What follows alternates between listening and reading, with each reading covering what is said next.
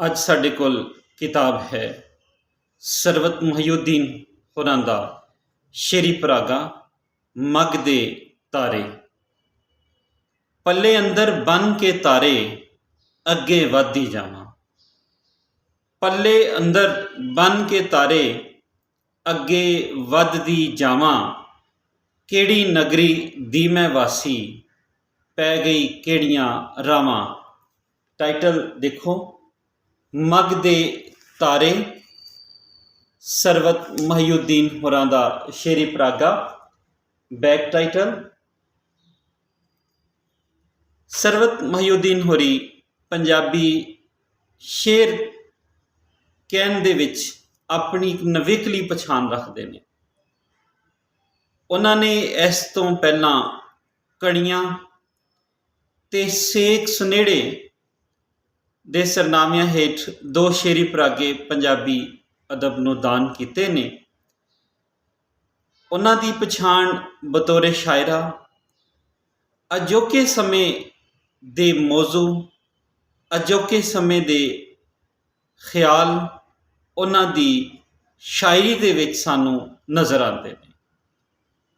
ਪਰ ਇਸ ਦੇ ਨਾਲ ਨਾਲ ਰਵਾਇਤ ਦੇ ਨਾਲ ਜੁੜੇ ਰਹਿਣਾ ਤੇ ਇਕਲਾਪੇ ਨੂੰ ਬਿਆਨ ਕਰਨਾ। ਇਕਲਾਪਾ ਉਹਨਾਂ ਦੇ ਆਲ ਦੁਆਲੇ, ਉਹਨਾਂ ਦੇ ਮੌਜ਼ੂਆਤ ਦੇ ਵਿੱਚ ਉਗੜਮਾ ਹੈ।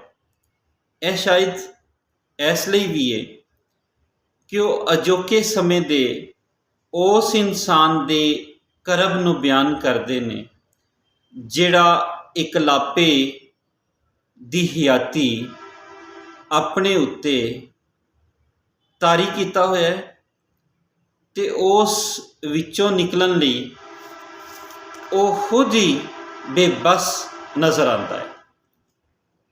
ਇਕਲਾਪਾ ਇਸ ਤੋਂ ਅੱਗੇ ਚੁੱਪ ਚਪੀਤੀ ਜਿਹੜੀ ਫਿਤਰਤ ਹੈ ਇਨਸਾਨ ਦੀ, ਉਹ ਵੀ ਇਸ ਸ਼ਾਇਰਾ ਦਾ ਖਾਸ ਮੌਜ਼ੂ ਹੈ।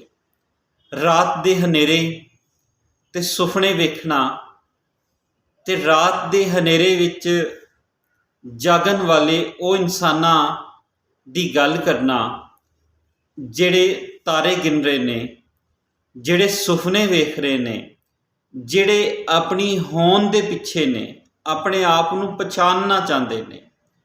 ਉਹ ਰਾਤ ਦੇ ਵੇਲੇ ਨੂੰ ਬਹੁਤ ਖੂਬਸੂਰਤੀ ਦੇ ਨਾਲ ਬਿਆਨ ਕਰਦੇ ਨੇ। ਫਿਰ ਇਹਨਾਂ ਕੋਲ ਇੱਕ ਤਰੇ ਦਾ ਮੌਜ਼ੂ ਹੈ, ਇੱਕ ਜਿਹੜੀ ਭੜਕੀ ਲੱਗੀ ਹੋਈ ਹੈ ਇਨਸਾਨ ਨੂੰ, ਇੱਕ ਜਿਹੜੀ ਤਰੇ ਹੈ ਉਹ ਹੈ। ਜਿਹੜੀਆਂ ਇਹ ਸਾਰੀਆਂ ਚੀਜ਼ਾਂ ਨੇ, ਇਕਲਾਪਾ, ਚੁੱਪ ਚਪੇਤੀ, ਰਾਤ ਦੇ ਹਨੇਰੇ, ਸੁਪਨੇ, ਆਪਣੀ ਹੋਂਦ ਦੀ ਪਛਾਣ, ਤਰੇ, ਇਹ ਇੰਝ ਲੱਗਦਾ ਹੈ ਕਿ ਜਿਵੇਂ ਇਹ ਉਸ ਇਨਸਾਨ ਦੀ ਕਹਾਣੀ ਹੈ, ਇਹ ਉਸ ਇਨਸਾਨ ਦੀ ਬਪਤਾ ਹੈ ਜਿਸ ਨੇ ਬਹੁਤ ਗੁੱਝੀ ਸੱਟ ਜਰੀ ਹੋਈ ਹੈ। ਫਿਰ ਐਸੇ ਸ਼ਾਇਰਾਂ ਦੇ ਕੋਲ ਡਰ ਹੈ, ਦੁੱਖ ਤੇ ਵਿਛੋੜੇ ਦਾ ਸੇਕ ਵੀ ਨਜ਼ਰ ਆਉਂਦਾ ਹੈ। ਸਾਜਨ ਬਾਝੋਂ ਤਰੇ ਨਾ ਮੁੱਕਦੀ, ਜਿੰਦੜੀ ਪਿਆਸੀ ਰਹਿੰਦੀ ਹੈ। ਇਹ ਉਹਨਾਂ ਦਾ ਇੱਕ ਸ਼ੇਰ, ਸਫਾ ਨੰਬਰ 47 ਤੇ। ਸਾਜਨ ਬਾਝੋਂ ਤਰੇ ਨਾ ਮੁੱਕਦੀ, ਜਿੰਦੜੀ ਪਿਆਸੀ ਰਹਿੰਦੀ ਏ ਤੇ ਪਿਆਰ ਦੇ ਰਿਸ਼ਤੇ ਸੱਚੇ ਰਿਸ਼ਤੇ, ਬਾਕੀ ਸਭ ਕੁਝ ਫਾਨੀ ਏ। ਇਸੇ ਤਰ੍ਹਾਂ ਕੁਝ ਮਿਸਰੇ। ਰਤ ਚੜੀ ਅਸਮਾਨੇ, ਧਰਤੀ ਪਾਣੀ ਮੰਗੇ। ਰਤ ਚੜੀ ਅਸਮਾਨੇ, ਧਰਤੀ ਪਾਣੀ ਮੰਗੇ। ਸੋਹਣੀ ਰੁੜ ਗਈ ਵਿੱਚ ਚਨਾ ਦੇ, ਸੋਹਣੀ ਰੁੜ ਗਈ ਵਿੱਚ ਚਨਾ ਦੇ। ਛੀਆਂ ਪੱਤਨ ਮੱਲੇ, ਲਹੂ ਨਾਤੇ ਪੰਛੀ, ਮਾਰ ਉਡਾਰੀ ਚੱਲੇ, ਮਾਰ ਉਡਾਰੀ ਚੱਲੇ। ਸਾਡੇ ਦੇਸ਼ ਦੇ ਵਿੱਚ ਹੋਰ ਮਸਲਿਆਂ ਦੇ ਨਾਲ ਇੱਕ ਖਾਸ ਮੌਜ਼ੂ ਆਨਰ ਕਿਲਿੰਗ ਵੀ ਹੈ।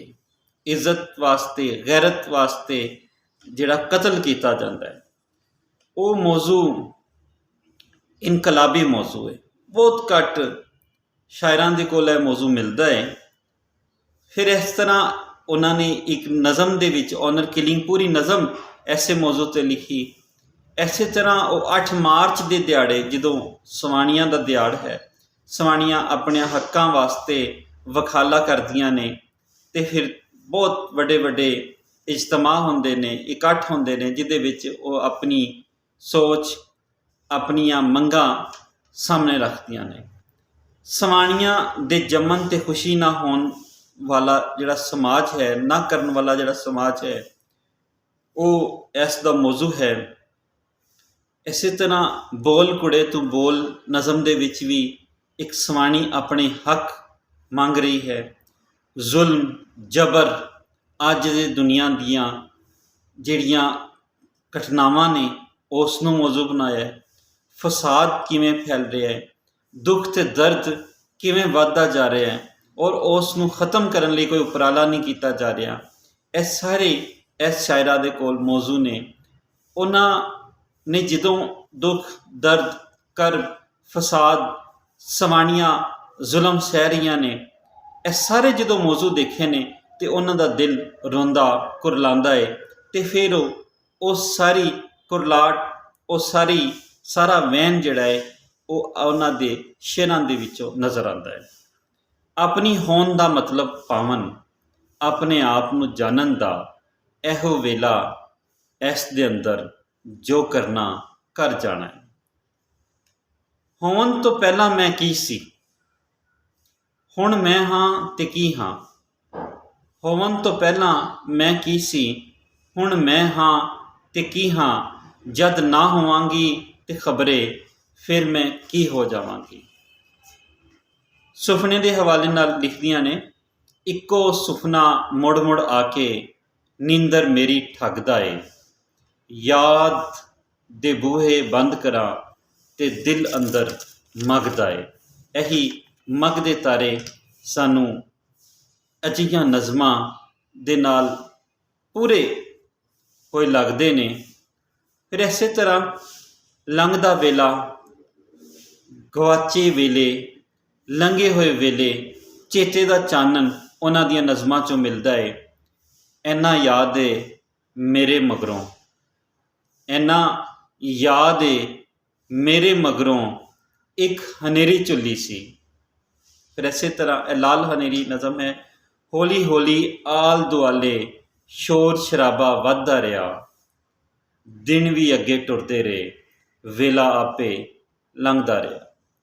ਦੁੱਖ ਵਿਛੋੜੇ ਅਜਿਹੀ ਨਜ਼ਮ ਹੈ ਜਿਹਦੇ ਵਿੱਚ ਵੰਡ ਦਾ ਦੁਖਾਂਤ ਮਿਲਦਾ ਹੈ। ਜਦੋਂ ਸਾਂਝ ਸੀ, ਇੱਕ ਦੂਜੇ ਨਾਲ ਪਿਆਰ ਸੀ, ਮਜ਼ਹਬ ਦੀ ਵੰਡ ਨਹੀਂ ਸੀ, ਧਰਤੀ ਦੀ ਕਹਾਣੀ ਵੰਡ ਨਹੀਂ ਸੀ, ਅਤੇ ਫਿਰ ਪ੍ਰੀਤੀ, ਫਾਤਿਮਾ, ਨੂਰੀ, ਜਸਵਿੰਦਰ ਕੌਰ ਸਾਰੀਆਂ ਇਕੱਠੀਆਂ ਸਨ। ਇਹ ਸਾਡੇ ਉਸ ਸਮਾਜ ਵੱਲ ਇਸ਼ਾਰਾ ਹੈ ਜਦੋਂ ਸਾਂਝ ਸੀ, ਜਦੋਂ ਲੋਕ ਇੱਕ ਦੂਜੇ ਨੂੰ ਇਨਸਾਨ ਸਮਝ ਕੇ ਮਿਲਦੇ ਸਨ ਅਤੇ ਮਜ਼ਹਬ ਦੀ ਸ਼ਿੱਦਤ ਪਸੰਦੀ ਇੰਨੀ ਵਧੀ ਨਹੀਂ ਸੀ।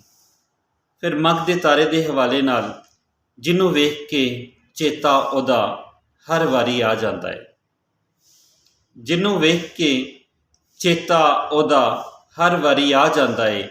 ਅੰਬਰ ਉੱਤੇ ਰਾਤ ਬਰਾਤੇ ਉਹ ਤਾਰਾ ਮੱਘਦਾ ਹੈ, ਉਹ ਤਾਰਾ ਮੱਘਦਾ ਹੈ। ਮੱਘਦੇ ਤਾਰੇ ਦੇ ਵਿੱਚੋਂ ਕੁਛ ਤੁਹਾਡੇ ਨਾਲ ਸਾਂਝਾ ਕੀਤਾ ਗਿਆ।